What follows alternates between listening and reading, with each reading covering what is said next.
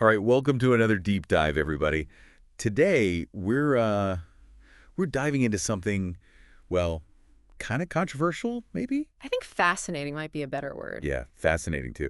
We're going to be looking at Trumpism, Okay. but not, the usual stuff. We're not getting into policies or, any of that. Right. We're trying to figure out if it's, well, the question is it just a political movement Right. like any other? Or Is it something else? exactly, something a little bit more like, how do I put this? A cult. Is that where we're going? You got it. We're Or- using this opinion piece. It's from Coffee Talk, Gerson Torres.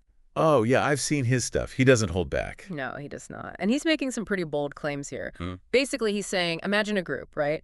Where whatever the leader says is like absolute truth. Okay, I'm following. And if you disagree even a little, you're like, the enemy. Uh-huh. Facts don't really matter. It's all about belief. Sounds familiar. Well, yeah, when you put it like that, Yeah.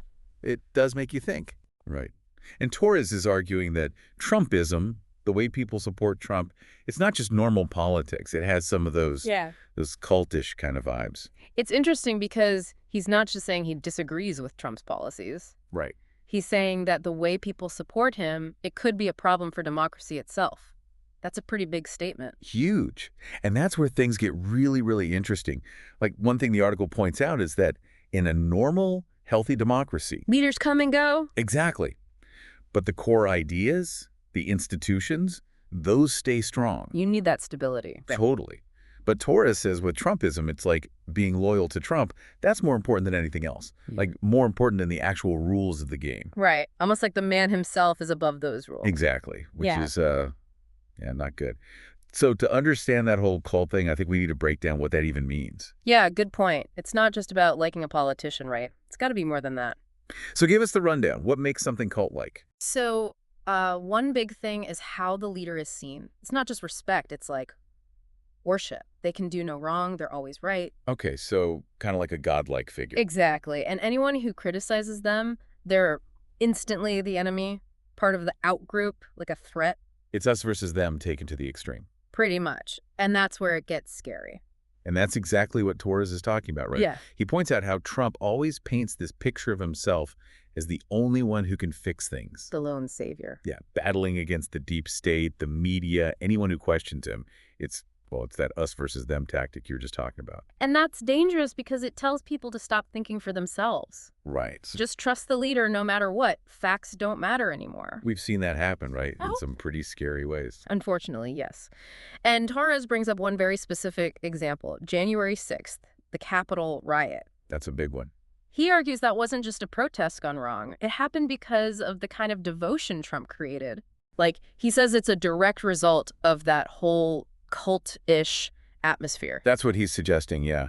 And what makes January 6th even more concerning is, well, they believed Trump when he said the election was stolen. Even though Courts, officials, everyone said it wasn't true. it's like they just couldn't accept any evidence that went against what Trump was saying. That's right. And that right there is a sign of declining trust in democracy itself. That's a really big problem. It is. And it's a key part of what Torres links to those cult dynamics. It's like, for these folks, it's not just about disagreeing on policy anymore. So it's deeper than that. Much deeper. It's about how they see reality itself. What's true, what's false, it all gets twisted. And that's how cults work. They isolate you. Makes you think, doesn't it?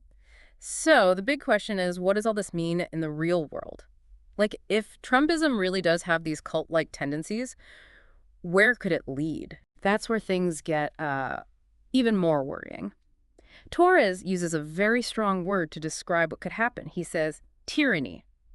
Tyranny. Like, yeah, that's a heavy word for sure. Definitely not something you throw around lightly. Right. And he doesn't just say it, he gives examples. Historical examples. Yeah, like from other countries where things went really bad. Oh, like how cult stuff actually led to dictators and all that. Exactly. And it often starts the same way, like first you make people distrust the media. Okay, yeah, I've heard that one before. Then you say all your opponents are illegitimate, like they don't even deserve to be there. Yeah, You got to create this atmosphere of fear, like everyone's out to get you. It's like a classic playbook, right? For any leader who wants absolute power. It is. It's happened over and over again, and it's scary how effective it can be. It really is. So, okay, let's say we agree with Torres that this is happening, that Trumpism has these tendencies. what can we even do about it? Is there any way to, like, reverse it? That's the million-dollar question, isn't it? There's no easy answer, that's for sure.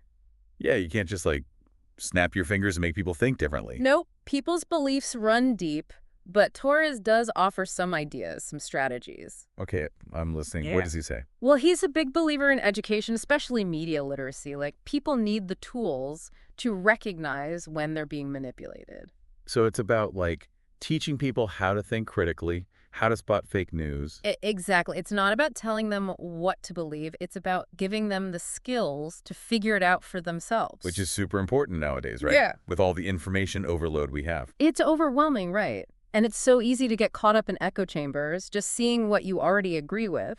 So this media literacy thing, it's about breaking out of those echo chambers, both online and in real life. Yes. It's about understanding how information is presented, how it can be twisted or spun to fit an agenda. And how emotions play into it too, right? Oh, absolutely. Because a lot of times our political decisions are driven by how we feel, not just the facts. That's true. It's like we might support something because it makes us feel good or because it confirms our fears. Exactly. And that's what makes these cult-like dynamics so dangerous. They play on those emotions, offering simple answers to complex problems. It's like that old saying, if it sounds too good to be true, it probably is. Right. But when people are afraid or angry, they're more likely to fall for those easy answers. So education is key, but I imagine it's also important to address the bigger picture, like the stuff that makes people vulnerable to these movements in the first place. Oh, absolutely. You got to look at the root causes. Things like economic inequality, social isolation, that sense of being left behind. Because those feelings can push people towards extreme groups, Right? where they feel like they belong, like they're part of something bigger. Exactly. It's about finding solutions that address those underlying problems so people don't feel so desperate or disillusioned. Makes sense. So we've got education, addressing societal issues, but what about the people who are already deep down the rabbit hole? The ones who are totally convinced by this stuff? Is there any way to reach them? That's a tough one, but Torres says we gotta try. He emphasizes the importance of dialogue, even with those we disagree with, like really listening to their concerns. But how do you have a productive conversation with someone who's just, like, completely closed off to other viewpoints? It's not easy, and sometimes it's just not possible. You got to pick your battles, right? Right. But sometimes you can find some common ground, even if it's just a tiny bit. It's about seeing them as people, not just enemies. Exactly. Even if you can't change their mind, you can at least show them some respect, maybe build a little bit of understanding. It's like that saying, people don't care how much you know until they know how much you care. That's a good one. And in this case, caring means being willing to listen, even when it's hard. So we've talked about education, addressing societal issues, dialogue, but Torres also mentioned something else, strengthening our democratic institutions. Yes. Because strong institutions are like the immune system of a democracy. They protect us from the bad stuff. Like protecting voting rights, ensuring a free press, all that. Exactly. Those things are essential, and when they're weakened, it creates an opening for the kind of stuff we're talking about. It's like taking down the guardrails, making it easier for things to go off the rails. Yeah, and you gotta wonder, are some of the attacks we've seen on these institutions, are they intentional? Like, a way to create chaos and make people more susceptible to these cult-like figures? It's a scary thought. It is, but it's something we have to consider, because when you break down the systems that are supposed to protect us, you leave everyone vulnerable. And that brings us to something we can't ignore, social media. Oh, yeah, it's a whole other can of worms. It seems like these platforms have played a huge role in all of this, right? Like amplifying these cult-like dynamics. No doubt about it, social media has changed everything, for better or worse. It's created these echo chambers where people only see what they already agree with, and it's made it so easy for misinformation to spread. It's like a breeding ground for conspiracy theories and extreme views. And it's not just about what we choose to see. It's about how these algorithms work, right?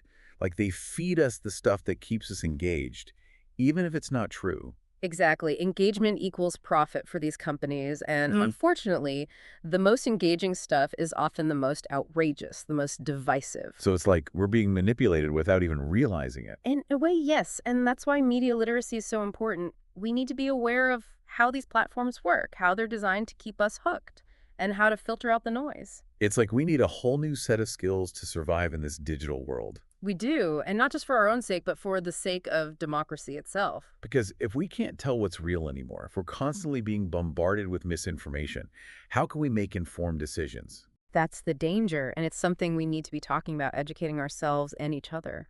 Well, we've covered a lot, from defining cult behavior to exploring its implications, and even some potential solutions. But there's one thing that Torres keeps coming back to that I think is key: the erosion of trust. Ah, yes, trust, or the lack thereof. That's a big one.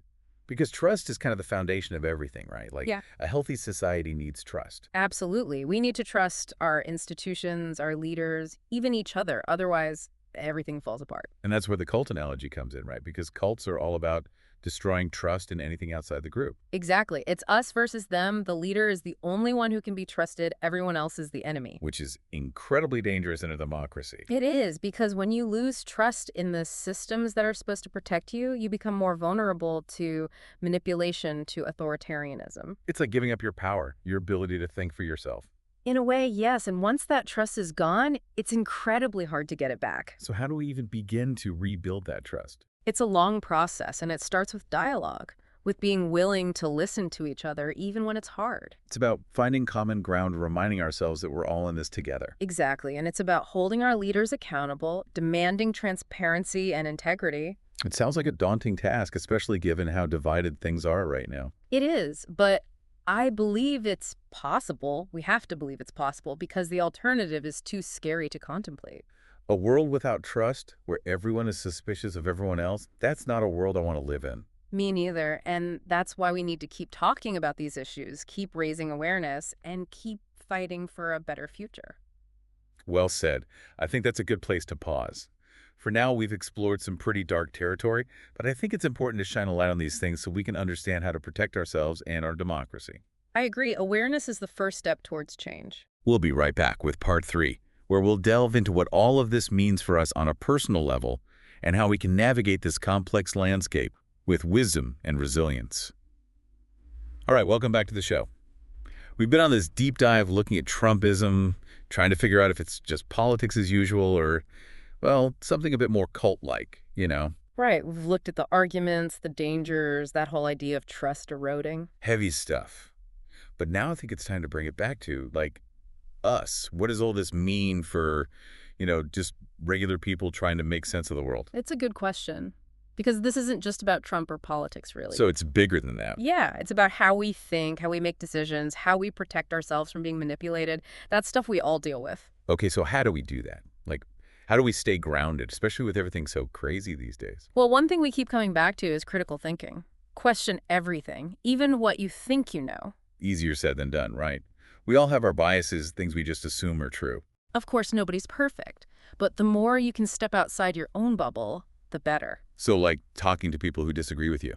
Exactly. Reading different sources, even stuff that makes you uncomfortable. It's about getting the full picture, not just what confirms your existing beliefs. Makes sense. But also, you got to be aware of your own emotions, right? Like sometimes we get so fired up about politics, we forget to think straight. Absolutely. That's where those cult dynamics are so effective. They target your feelings, fear, anger, belonging, all that. So how do we separate those feelings from, actual logic? It takes practice. But the first step is recognizing what triggers you. Like, what topics make you instantly defensive? Why is that? Once you figure that out, you can start to look at things more objectively. Okay, so critical thinking, checking your emotions. Yeah. What else? Give us the toolkit for navigating this crazy landscape. Media literacy, big time. You got to be able to tell real news from fake news, spot bias, do your own fact checking. Like be your own detective, basically. Exactly. Don't just take things at face value, especially online. And remember, even people you trust can be wrong or get tricked. Oh, yeah, good point. You get to question everything, even stuff from, like, your favorite news source or whatever. Right. It's about taking responsibility for your own beliefs, forming them based on evidence, not just what someone tells you. Okay, all good advice. But what about when you're talking to someone who's, like, totally bought into this stuff, facts don't seem to matter to them? What do you do? Honestly, sometimes you walk away. Not every conversation is going to be a productive one. You can't change everyone's mind. Got to pick your battles. Exactly. But other times, you might be able to find a little common ground. Focus on what you agree on even if it's small. So build a bridge instead of a wall. Exactly. Even if you can't convince them of everything, maybe you can build some understanding, some respect.